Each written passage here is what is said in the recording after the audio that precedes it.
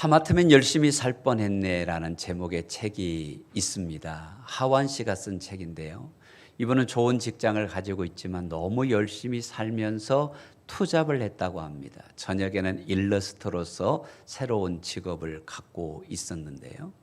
그는 이렇게 새벽부터 저녁까지 열심히 살았는데 가슴속에 뭔가 허전하고 만족이 없었다고 합니다. 다시 말해서 인생의 행복이 무엇일까에 대한 공허함이 그의 마음에 사로잡았던 것이죠. 그래서 그는 40대에 자기 스스로에게 질문을 했다고 합니다. 나는 도대체 어디를 향해 이렇게 열심히 달려가고 있는 것일까? 열심히 사는데 열심히 달려가는데 무엇을 위해 사는가라는 고민이 생긴 것이지요. 그런데 대답이 나오지 않더랍니다. 그래서 그는 고민 끝에 모든 인생을 한번 수도해보자 하면서 좋은 직장도 좀 내려놓고 투잡도 좀 내려놓고 내가 무엇을 위해 살아야 할까를 고민하기를 시작했습니다. 근데 그 고민 끝에 자기가 가장 좋아하는 것이 그림을 그리는 일이고 글을 쓰는 일이고 이것을 인생의 방향으로 잡아야 되겠다라고 생각하며 살아가는 지금 그는 너무 만족스럽다라는 것이죠. 그러면 그 책에서 보여주는 주제가 뭐냐면 얼마나 열심히 사느냐가 인생의 중요한 것이 아니라 어떤 방향으로 갈 것이냐라는 걸 묻고 있다는 것입니다. 열심보다는 방향이다라는 것이지요. 그래서 인생은 바라봄이 중요합니다.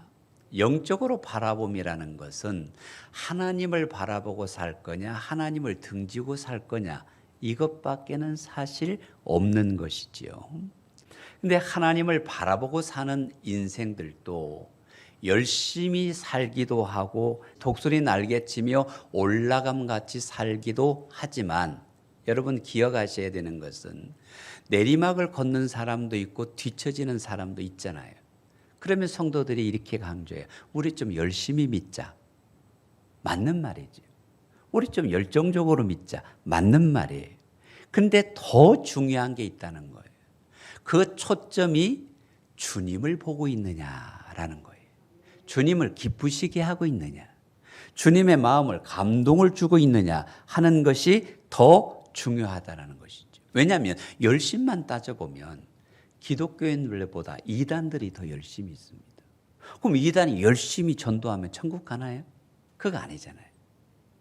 열심히 중요한 것 같지만 더 중요한 것은 무엇을 바라보고 누구를 바라보고 어디를 향하여 믿음 생활을 하느냐가 더 중요한 것임을 깨달으십시다. 그러면 우리는 내가 주님의 이끄심대로 가고 있느냐라는 고민이 있어야 하는 것이죠. 오늘 히브리서 12장이 우리의 믿음의 인생의 방향을 보여줍니다. 이 본문은 인생을 경주라고 말합니다. 성경은 우리의 인생을 다름질이라고 말합니다.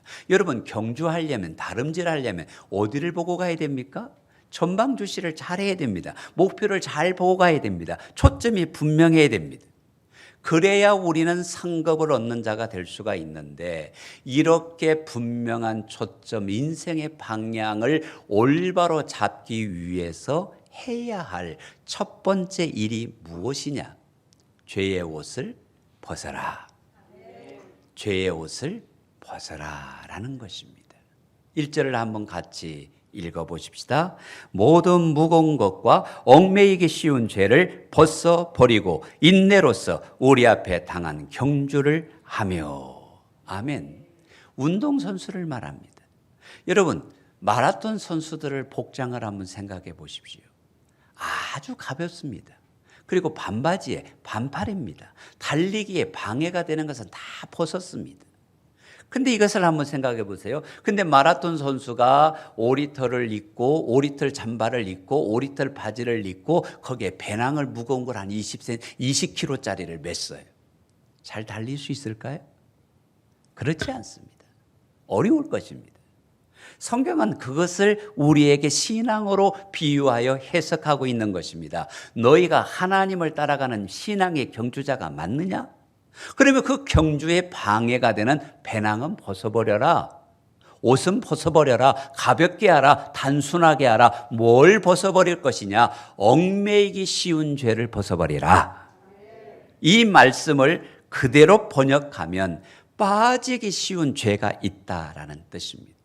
어떤 면에서는 절대 죄를 짓지 않는데 어떤 면에만 약한 구석이 있다라는 것입니다. 틈이 있다라는 것입니다. 내가 빠지기 쉬운 허물과 죄가 있다라는 것이지. 성도 여러분, 이런 죄들을 벗어버리고 죄의 배낭을 벗어버리고 주님이 원하는 믿음의 방향으로 가게 되기를 주의 이름으로 축복합니다. 신앙을 가볍게 하라는 것입니다. 단순하게 하라는 것입니다. 죄를 벗어버리라는 것입니다. 여러분, 단순하게 가볍게 하는 것이 왜 중요한가를 생각해 보면 자연에서 나비를 한번 생각해 봅시다. 이 마이크가 꽃이라면 나비가 이렇게 내려앉아요. 꽃이 땅으로 내려가지 않습니다. 나비가 날아가도 꽃은 움직이지 않습니다. 왜 그럴까요? 요동치지 않습니다. 나비가 가볍기 때문입니다. 다시 말하면 죄가 우리를 무겁게 짓누르면 내 신앙이 요동친다라는 것입니다. 잘할 때도 있지만 못할 때도 있게 된다라는 것입니다. 은혜로울 때도 있지만 힘들 때가 많아진다라는 것입니다. 그것을 아시는 주님께서 말합니다. 너희가 주를 바라보는 자가 되기를 원하느냐? 죄를 벗어버리라. 여러분, 성경은 우리가 이 믿음의 경주자로서 나그네의 삶을 참 많이 강조하잖아요. 나그네도 필요한 게 있어요. 해외에 가려면 패스포트가 있어야 되죠. 일정의 용돈이 있어야 되죠. 그죠? 그런데 그 나그네가 많은 무거운 짐을 가지고 갈 수는 없습니다. 예를 들면 여러분 비행기를 탈 때 대한항공은 26kg까지 수화물을 허용을 해줍니다. 그리고 실내에는 몇 킬로입니까? 한 5, 6kg까지 정도 실내 짐을 들고 갈 수가 있습니다. 그래야 왜 제한을 합니까? 여기는 수백 명의 사람이 타는데 한 사람이 1kg, 2kg 무게를 들고 가면 비행기가 날 수 없기 때문입니다. 우리가 이 땅에 살면서 세상을 완전히 버리고 갈 수는 없죠. 세상에 살면서 누리고 함께 가야 할 것들이 있지만 내 믿음의 비상을 막는 것이 있다면, 날아오름을 방해하는 것이 있다면, 주님을 따라가는 것을 힘들게 하는 것이 있다면 이걸 벗어라. 빠지지 마라. 심지어 창공을 날아다니는 새는 뼛속까지 비어서 뼈가 비어 있다고 하지 않습니까? 내 몸을 가누기도 힘들 정도로 무거움에 눌려 있으면, 세상에 눌려 있으면, 죄의 짐에 눌려 있으면, 근심에 눌려 있으면 다른 사람을 도울 수가 없습니다. 내가 몸이 가벼워야 다른 짐을 지고 있는 사람을 좀 부축해 가면서 함께 나아갈 수 있는 것이 아닙니까? 그렇습니다. 하나님이 싫어하는 것이 죄이기 때문에, 거룩하신 하나님이 버리기를 요청하는 것이 죄의 얽매인 삶이기 때문에 이 죄의 옷을 벗고 새 사람을 입고 의의 옷을 입고 은혜의 옷을 입고 주님을 향하여 갑시다. 아멘 아닙니까? 이것은 또 우리가 기쁨과 은혜와 복이 있는 삶을 위해서도 필요한 것입니다. 우리가 죄의 옷을 입고 있으면 하나님이 주시는 좋은 것을 못 받는데요. 하나님이 얼마나 주실 게 많을까요? 은혜도 주시고 인도해 주시고 형통케 해 주시고 하늘나라 영광의 사명을 감당할 능력도 주시기를 원하는 거잖아요. 좋으신 것이잖아요. 근데 에레미야 5장을 한번 보세요. 25절을 보면 너희의 허물이 이러한 일들을 물리쳤고 너희의 죄가 너희로부터 좋은 것을 막았느니라. 아멘. 나에게 좋은 것이 막힌다면, 은혜가 막힌다면, 하나님의 인도하심이 막힌다면, 뭔가 나의 허물이 있구나, 나의 죄가 있구나 깨닫는 것이 은혜입니다. 여러분 깨달았으면, 은혜를 깨달았으면 순종해야 하겠지요? 막힌 것을 내려놓으시기를 바랍니다. 안 그러면 하나님과 불통 인생이 됩니다. 예를 들면 우리가 컴퓨터 없는 세상 생각할 수 없는데요. 하드웨어가 있지만 그 컴퓨터는 소프트웨어에 의해서 움직이는 것입니다. 그런데 이 소프트웨어가 중단하고 탁 쓸 수가 있습니다. 그것은 바이러스가 들어오면 그렇습니다. 컴퓨터는 크게요, 바이러스가 있고 웜이 있고 트로이 목마가 있습니다. 이건 좀 성격이 다 다른데, 웜은 들어오면 이것을 막 자기 정보를 복제해서 딴 데로 퍼뜨립니다. 다른 제목으로. 근데 바이러스가 들어오면 컴퓨터가 수톱이 되든지 버그가 나든지 작동을 못하게 만듭니다. 또 트로이 목마 같은 경우는 뭐 정보를 빼나가서 내 개인정보가 외부에 유출이 되기도 하죠. 영적으로 우리의 죄가 바로 웜이요, 바이러스요, 트로이 목마라는 것입니다. 바이러스에 침투하면 제 기능을 발휘할 수 없는 것처럼 죄가 우리를 지배하기를 시작하면 내가 멈칫거리고 버그가 일어나고 신앙의 기쁨이 없고 은혜가 없는 것이기 때문에 벗어버리자, 이기자. 할렐루야.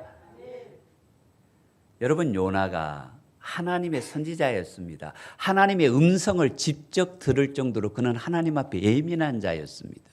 그렇지 않습니까? 니느웨로 가서 그들 백성을 위하여 구원을 선포하라고 외치셨잖아요. 근데 이런 예민한 선지자, 은혜 있는 선지자에게 뭐가 들어갔냐면 자기 생각이라는 바이러스가 들어갔어요. 있을 수 없다. 우리 민족을 침략하는, 우리를 어렵게 하는 그 민족에 가서 내가 아무리 하나님이 말씀하셔도 복음을 전할 수 없다라는 자기 생각의 바이러스가 들어가니까 어디로 갑니까? 다시스로 갑니다.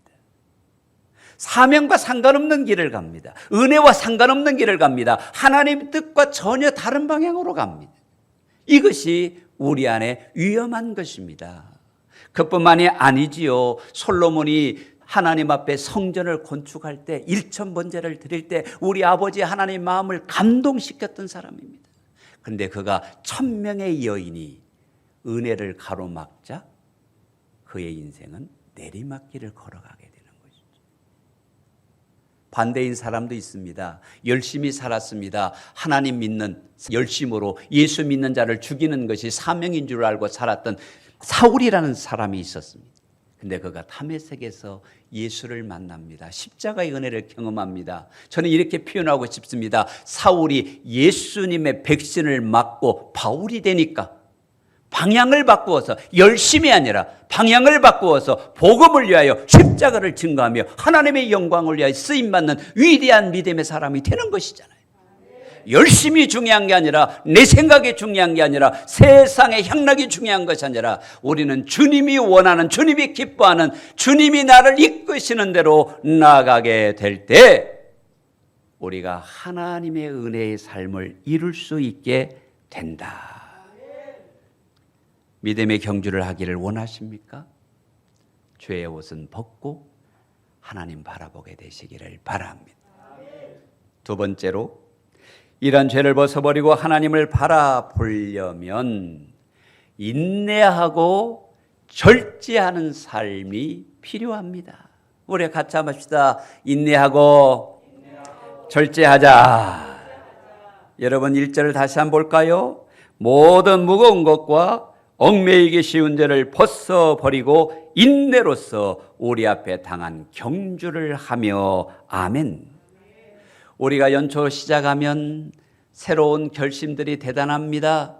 열정들을 가집니다. 계획들을 세웁니다. 그러나 마무리할 때 되면 좀 끝이 용두삼이라는 표현이 쓰여질 때가 많습니다. 왜 그럴까요? 끈기가 부족했어. 인내가 부족했어. 절제하지 못했어. 열매를 맺지 못하는 경우들이 사실 허다하잖아요. 믿음 생활을 달리기로 표현했는데 여러분, 마라톤이요, 초 1급 선수들은 2시간대에 들어오지만 여러분 3시간 안에 들어오는 것도 잘 뛰는 겁니다. 근데 이 마라톤 선수들이요 42.195km를 뛸 때요 포기하고 싶다는 생각이 들 때가 한두 번이 아니랍니다.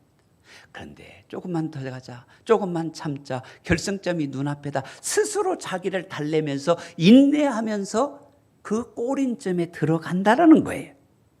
여러분, 그래야 상이 있는 거죠. 그래야 완주자인 것이죠. 우리가 신앙생활 하다 보면 우리를 힘들게 하는 게 얼마나 많아요. 관계가 힘들게 하죠. 환경이 힘들게 하죠. 마귀가 속삭이죠. 그럴 때 에이, 이런 생각이 들 때가 많잖아요. 근데 성경은 말하는 거예요. 인내하는 자가 상 받는다. 절제하는 자가 상 받는다. 참는 자가 상 받는다. 견디는 자가 상 받는다. 아멘. 주님을 바라본다라는 것은 고린도전서 9장을 보세요. 운동장에서 다름질하는 자들이 다 달릴지라도 오직 상을 받는 사람은 한 사람인 줄 너희가 알지 못하느냐? 너희도 상을 받도록 이와 같이 다름질하라. 이기기를 다투는 자마다 모든 일에 절제하나니. 아멘. 절제해야 된다는 거예요. 할 일 다 하고 놀 거 다 놀고 먹고 싶은 거 다 먹고 어떻게 승리하는 인생의 삶을 살겠느냐. 어쩌면요, 코로나가 우리에게 절제하는 삶을 훈련시키고 있는 것 같아요. 여러분 명절 때 어디 많이 못 다니셨잖아요. 외식도 잘 안 가시잖아요. 왜? 오미크론이 나한테 올까 봐. 그런 마음으로 신앙생활 하라는 거예요. 할 거 다 하고 놀 거 다 놀고가 아니라 절제하자는 거예요. 건강을 위해서 절제했던 것처럼 믿음을 위해서 절제하고 상급을 위해서 절제하고 하나님께 인정받기 위해서 절제하라는 거예요. 여러분 운동선수들이요, 대단하잖아요. 그런데 먹고 싶은 거 다 먹고 운동하는 사람 없습니다. 놀고 싶은 거 다 놀면서 운동하는 사람 없습니다. 여러분 강수지의 그 발레리나 강수지의 발을 한번 보셨습니까? 그 사람 발이 아닙니다. 하루에 열 몇 시간을 연습하니까 그렇게 위대한 선수가 되는 것이지요. 그래서 성경은 우리에게 요청합니다. 항상 마귀가 틈타고 환경이 틈타고 사람이 틈타는데 너희가 상급 있는 자로서 은혜 있는 자로서 복 있는 자로서 서기 위해서 조심해야 되는데 절제해야 되는데 인내해야 되는데 어떻게 해야 되느냐. 빌립보서 2장 12절을 보세요. 항상 복종하여 두렵고 떨림으로 너희 구원을 이루라. 순식간에 빼앗길 수 있다는 겁니다. 방심하다 놓칠 수 있다는 것입니다. 잠깐만 하다가 쉬다가 내 믿음의 은혜들이 흐트러질 수 있다는 것입니다. 그래서 우리는 늘 주님 바라보고 말씀 안에서 진리 안에서 은혜롭게 서 갑시다. 그러나 사실 말씀대로 산다는 게 안 쉽잖아요. 도전 받습니다. 은혜 받습니다. 근데 그 뜻에 순복하고 복종하는 것은 어느 한순간 이루어지는 게 아니라 은혜가 쌓이고 믿음이 쌓이고 훈련이 쌓이면 우리가 그때가 온다라는 것입니다. 그래서 노력해야 돼. 운동선수 매일 똑같은 운동을 몇 시간씩 반복하는 것처럼 우리도 말씀을 묵상하면서 성경을 읽으면서 하나님의 뜻을 분별하면서 하나님 오늘 승리하기를 원합니다. 근데 실수하고 넘어졌어. 하나님 오늘은 넘어졌지만 또 내가 내일을 기대합니다. 내일은 내가 승리하기를 원합니다. 말씀대로 순복하기를 원합니다. 그게 훈련인 것이죠. 그 인내의 훈련이 있으면 고린도전서 9장에서 말한 것처럼 절제하라는 것인데, 여러분 절제라는 말에 다른 의미가 하나 있는데 뭐냐면 잘라낸다라는 뜻이 있습니다. 잘라낸다. 여러분 나무를 이게 나무 농장 있는 나무를 정원에 옮겨 심으려면 그대로 심는 게 아니고 밑에 뿌리를 다 자릅니다. 잔뿌리째 긴 뿌리째 가져오면 그 나무가 살 수 없어요. 잘라내야만 이식을 할 수가 있는 거예요. 또 다른 말로 하면 우리가 포도가 얼마나 열매를 많이 맺습니까? 근데 포도를 수확하고 나면 한 2m 남가는 거 다 잘라버립니다. 열매를 맺기 위해서입니다. 예를 들어서 에베레스트 산을 등산하는 사람이 동상에 의해서 발이 한 3분의 1이 회생할 수 없는 동상을 입었어요. 그러면 나머지 지체를 살리기 위해서 부득이 절제해야 될 때가 있습니다. 잘라내야 될 때가 있습니다. 우리가 믿음으로 상받고 복 있는 자가 되려면 나의 힘도 나의 물질도 나의 취미도 뭐 해야 된다? 절제해야 된다는 거예요. 그래야 내가 하나님 앞에 상 있는 자가 된다는 것입니다. 여러분 절제하게 되면 인내하게 되면 내가 말씀대로 순종하는 에너지가 더해져요. 놀랍지 않습니까? 절제하면 순종의 능력이 배가가 됩니다. 내가 하고 싶은 대로 살지 않고 말씀대로 이루어지는 나를 발견하게 돼. 뭐 하면? 절제하면 영적인 기대감이 늘어나고 신앙생활이 즐거워지고 말씀이 이루어지는 감격을 보면서 예수 믿는 것이 이렇게 큰 기쁨이었습니까? 은혜였습니까? 하나님 영광 받아 주시옵소서 고백하는 삶을 살게 된다라는 것입니다. 여러분, 신앙은 기대만 갖고 되는 게 아닙니다. 훈련해야 됩니다. 절제하면서 훈련해야 됩니다. 그리고 내가 잘라내야 합니다. 그러면 내 속에 하나님의 복음의 능력이, 말씀의 능력이, 성령님의 역사가 삶 속에 성취된다. 여러분, 묻고 싶습니다. 하나님 앞에서 절제하십니까? 인내하십니까? 성령님이 이끄심에 순종하십니까? 이런 믿음이 우리의 믿음이 되기를 주님의 이름으로 축복합니다. 할렐루야. 세 번째로 예수님을 바라보라는 것입니다. 죄의 옷을 벗었으면, 인내와 절제를 하는 자이면 오직 목표를 예수를 바라보라. 2절을 보세요. 믿음의 주요 또 온전케 하시는 이인 예수를 바라보라. 예수님은 우리의 믿음의 대상입니다. 우리를 온전케 할 수 있는 분입니다. 우리를 인도하는 분입니다. 선한 목자이십니다. 푸른 초장으로 인도하십니다. 주님을 바라보십시오. 여러분의 인생을 염려하지 마시기를 바랍니다. 근데 이 바라보라는 단어가 헬라어로 아폴라오라는 단어인데요. 중요한 단어가 있습니다. 의도적으로 내 시선을 고정시킨다는 것입니다. 의도적으로 예수님께 내 마음을, 내 눈을, 내 초점을, 내 방향을 고정시키시기를 바랍니다. 유튜브를 보는데 재밌는 영상이 있다고 누가 옆에서 보여주더라고요. 식당에 청춘 남녀가 이렇게 밥을 먹고 있는데 남자가 왼쪽에 앉았는데요. 앞쪽에서 예쁜 여자가 들어왔어요. 그 남자친구가요. 출발해서부터 돌아갈 때까지 이렇게 돌려면서 가지 쳐다보고 있을까 여자친구가 뒤박더라고요. 순간적으로 볼 수는 있는데 계속 주목한 거예요. 그게 바라보는 거예요. 우리는 세상을 이렇게 바라보는 게 아니라 누구를 바라봐야 할까요? 믿음의 주요 온전케 한 예수를 바라보라. 예수님을 바라보면 믿음이 생깁니다. 은혜가 풍성해집니다. 세상을 바라보면 믿음이 떨어집니다. 아니, 믿음에서 완전히 사라질 수도 있는 겁니다. 그래서 우리가 보는 것이 중요합니다. 그래서 열심보다 방향이 중요한 것입니다. 우리는 세상이 아니라 주님 바라보게 되시기를 주의 이름으로 축복합니다. 그런데 마귀는 자꾸 재미있는 거 봐. 세상에 얼마나 좋은 게 많아. 세상에 야 이렇게 코로나로 힘든데 염려하고 근심하게 한다는 거예요. 그래서 우리는 분명하게 기억해야 될 것은 어느 때는 하나님 바라보지만 어느 때는 예수님 바라보지만 세상에서 보는 눈을 돌이켜 의도적으로 난 주님만 바라볼래. 주님만 생각할래. 할렐루야. 성도 여러분, 오늘날 교회 밖의 문제는 하나님이 없이 사는 거예요. 근데 교회 안의 성도들의 문제는 살아계신 하나님이신데, 여호와 이레의 하나님이신데, 임마누엘이 하나님이신데 하나님이 없는 것처럼 살아.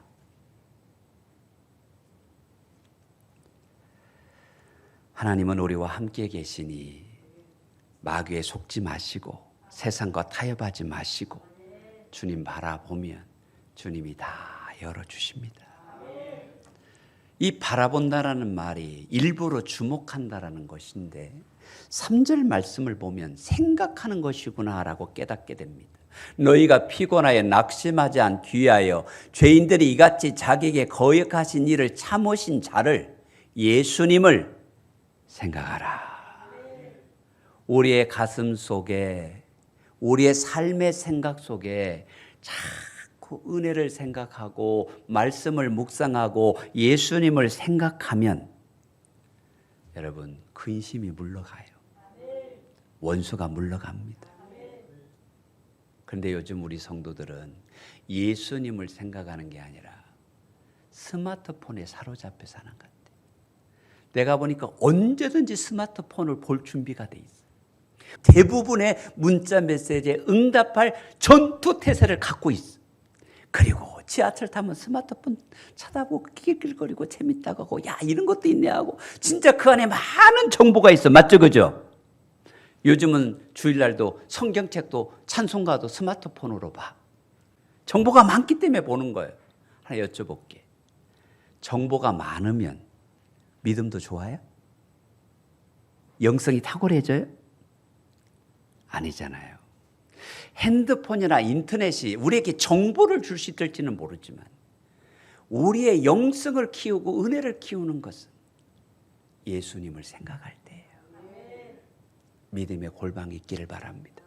생각의 골방이 있기를 바랍니다. 주님의 음성을 들을 수 있는 여러분이 되시기를 바랍니다. 우리가 해야 할 가장 중요한 노력은 예수를 바라보자, 예수님을 생각하자. 예수님을 바란다라는 것은 우리를 위협하는 환경을 주목하지 않고 예수님을 주목한다는 말과 동의어입니다. 여러분, 환경이 우리의 마음을 철렁철렁 떨어뜨릴 때가 얼마나 많아요. 그런데 환경 보지 않고 예수님을 바라보면 뭐가 생길까? 믿음이 생긴다니까요. 아멘이십니까? 이스라엘 백성이 출애굽을 하여 홍해에 이르렀습니다. 앞에는 큰 바다가 가로막혀 있는데 뒤에는 애굽의 군대가 완전 무장을 하고 이스라엘을 다시 잡겠다고 추격을 해옵니다. 백성들은 눈에 보이는 걸 봤습니다.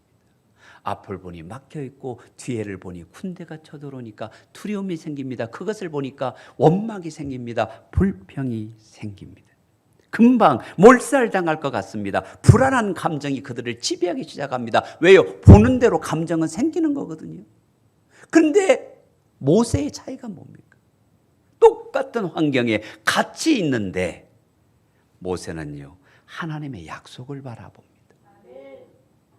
출애굽기 3장 10절이지요. 내가 너를 바로에게 보내어 너에게 내 백성 이스라엘 자손을 애굽에서 인도하여 내게 하리라. 약속을 붙듭니다. 약속을 바라봅니다. 하나님을 바라보는 것입니다. 믿음으로 보는 것입니다. 동일한 장소에서 어떤 사람은 위대한 일을 행하는 믿음의 비결이 뭡니까? 예수를 바라보라, 말씀을 생각하라, 은혜를 생각하라, 예수님으로 가득 채우라. 베드로에게서 우리는 배울 수 있는 교훈이 있습니다. 예수님이 물 위로 걸어올 때 베드로에게 믿음이 생겼습니다. 예수님을 바라보고 주여 나로 걷게 하소서. 예수님을 바라본 베드로, 우리가 상상할 수 없는 기적을 체험합니다. 물 위로 걸어가는 최초의 사람이 되었습니다. 근데 그가 예수님을 보다가 한순간 환경을 봅니다. 큰 바다 물결을 봅니다. 두려움이 생겼습니다. 빠져갑니다. 동일한 장소입니다. 동일한 시간입니다. 주님을 바라보는 그는 걸어가는 기적을 체험했으나 그 주님을 눈앞에 두고 잠시 환경을 볼 때 그는 우리와 똑같이 연약한 사람으로 바뀝니다. 환경을 봐야 합니까? 주님을 봐야 합니까? 환경은 언제나 입 벌리고 우리를 삼키려고 하는 것입니다. 근심으로, 염려로, 고통으로, 질병으로 우리를 무너뜨리려고 하는 것입니다. 그러나 믿음의 눈으로 보면 홍해가 열리고 바다가 잠잠해지고 반석에서 물이 납니다. 주님을 바라보라. 믿음의 종이었던 엘리야, 갈멜산에서 불을 내렸습니다. 그런데 그가 나무 앞에서 죽여줬으면 좋겠다고 하잖아요. 하나님을 바라볼 때는 불을 내리는 종이었는데 환경을 바라보니까 죽고 싶다. 그게 사람이지요. 그래서 우리는 마귀의 속삭임에 귀 기울이지 말고 변함없는 영원하신 반석이신 하나님의 말씀에 털을 둡시다. 그래서 성경을 주신 것이지. 그 성경을 믿는 믿음이 반석 같은 믿음으로 흔들리지 않는 것입니다. 성경 말씀을 묵상하는 믿음이 예수님을 깊이 생각하면서 예수님이 우리의 삶을 이끌어 가시는 것입니다. 그래서 헨리 나우엔이 믿음이라는 것은 공중 그네를 타는 사람이라고 비유를 했습니다. 여러분, 공중 그네를 타고 막 이렇게 움직이다가 한 바퀴, 두 바퀴, 세 바퀴 돌아서 건너편에 있는 사람이 손을 탁 잡고 삐르르 돌아가지고 멋있게서 잘 하면서 이렇게 서잖아요. 근데 이게 비결이 있다는 거예요. 상대편에 있는 자기의 파트너를 믿어야 완벽하게 몸을 펼 수 있고 자세를 잡을 수 있어서 그 다리에 도달할 수 있지. 조금이라도 불안함이 생기면 몸이 움츠러지고 거기에 도달을 못한다는 거예요. 공중근에 타는 사람도 파트너를 믿어요. 사람도 믿어요. 여러분 여쭤봅니다. 하나님을 신뢰하십니까? 환경보다 하나님을 신뢰하십니까? 예수님이 정말 우리와 함께 하신다라는 것을 신뢰하십니까? 믿음이라는 것은 시선을 주님을 향하여서 신뢰하고 의지하는 것이지요. 행복은 멀리 있는 것이 아니라 믿음으로 주를 바라보는 자들이 행복해질 줄로 믿습니다. 저명한 종교 심리학자였던 워더 헤드는 이런 말을 했습니다. 삶은 오직 한 방향으로만 움직여 나가는 것이며 그것은 바로 그리스도로 향하는 길이다. 그 이외의 다른 길은 결국에는 절벽으로 떨어질 뿐이다. 우린 주님 바라보면 주님이 우리 인생을 인도하십니다. 왜 인도하실까요? 여러분 기억하셔야 될 것은 요한복음 1장 12절을 보면 예수님을 영접한 우리가 뭐가 됩니까? 하나님의 자녀가 됩니다. 하나님의 자녀이기 때문에 하나님이 책임지는 것입니다. 내가 주님을 바라보면 주님의 자녀이기 때문에 아버지 하나님의 아들, 딸이기 때문에 나를 책임진다는 자부심을 가지세요. 근데 마귀는 네가 뭐라고? 네가 믿음 생활 제대로 했어? 예배도 안 드리잖아. 자꾸 이런 가짜 뉴스를 퍼뜨립니다. 가짜 바이러스를 퍼뜨립니다. 아니요. 하나님의 자녀는 하나님께서 책임지게 되어 있다. 믿으시면 아멘. 예를 들어서 아이들이 5만 원짜리를 용돈을 줬는데 3살, 4살짜리가 야 이게 얼마짜리야? 얼마짜리야? 1,000원짜리인가? 5,000원짜리지? 10,000원짜리지? 그렇게 말을 해요. 그럼 이 5만 원짜리가 1,000원짜리가 돼요? 아니잖아요. 여러분은 거듭난 예수 그리스도의 보혈의 능력으로 거듭난 하나님의 자녀잖아요. 그 믿음을 가지시고 주님을 바라보세요. 주님이 책임지십니다. 여러분, 하나님은 우리의 누구셔요? 여러분의 누구셔요? 육신의 아버지도 자녀에게 좋은 것을 주려고 합니다. 만왕의 왕이신 나의 아버지 하나님을 바라보면, 주님을 바라보면 좋은 것 주시는 분이 우리 아버지시다. 영적인 프라이드를 가지세요. 우리는 죄의 자녀가 아닙니다. 마귀에게 속박받는 자가 아닙니다. 죄와 사망의 권세를 이기고 승리한 예수님을 따라 하나님의 자녀가 된 영적 권세를 갖고 있는 하나님의 아들, 딸이기에 주님을 바라보면 주님이 역사하십니다. 이런 믿음을 가지고 승리한 한 분을 소개하고 싶은데요. 바라봄의 법칙이라는 책을 내신 분입니다. 이분은 주대준 장로님이신데 산청에서 태어났습니다. 근데 어릴 때 부모님이 다 돌아가셨어요. 가정 형편이 어려워 야간 고등학교를 다니고 어렵게 전산 장교로서 군 생활을 하게 됩니다. 그런데 그에게는 믿음이 있었습니다. 하나님을 바라보면 하나님께서 여실 것이다. 하나님이 인도하실 것이다. 그런데 신기하게도 학력이 부족한 이 사람이 청와대가 전산실을 새롭게 열면서 전산 프로그램 팀장으로 스카웃을 받습니다. 그곳에서 출세할 수 있는 최고의 보직이 전산실장인데요. 전산실장을 넘어 정보통신처장, 초대 행정본부장, 경호차장 승진을 했는데 정권이 바뀌어도 계속 경호차장으로 역임을 하다가 5분의 대통령을 모신 후 청와대 역사 50년 가운데 처음으로 연령 정년 퇴직을 했습니다. 누구를 바라봤더니 놀랍지 않습니까? 이분이요 청와대에 근무하면서 청와대 기독신회를 만들고요. 이 공무원들이 100만인데 한국 기독교 공직자 선교연합회를 만들어서 복음을 전하는 일에 매진하다가 퇴직을 했는데 카이스트에서 그를 정보대학원 사이버보안과 교수로 청병을 하고요. 6개월 만에 부총장으로 추대를 합니다. 하나님을 바라보니 하나님이 이끄시더라. 그분은 말합니다. 나에게는 평생 멘토가 있다. 그 멘토의 이름이 주씨 아저씨.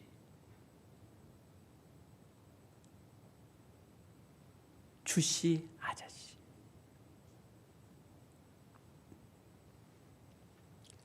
믿음으로 바라보면, 은혜로 바라보면, 예수를 바라보면 주님이 우리를 인도하십니다. 사랑하는 백향목 성도 여러분, 우리는 바라보며 은혜를 누리십시다.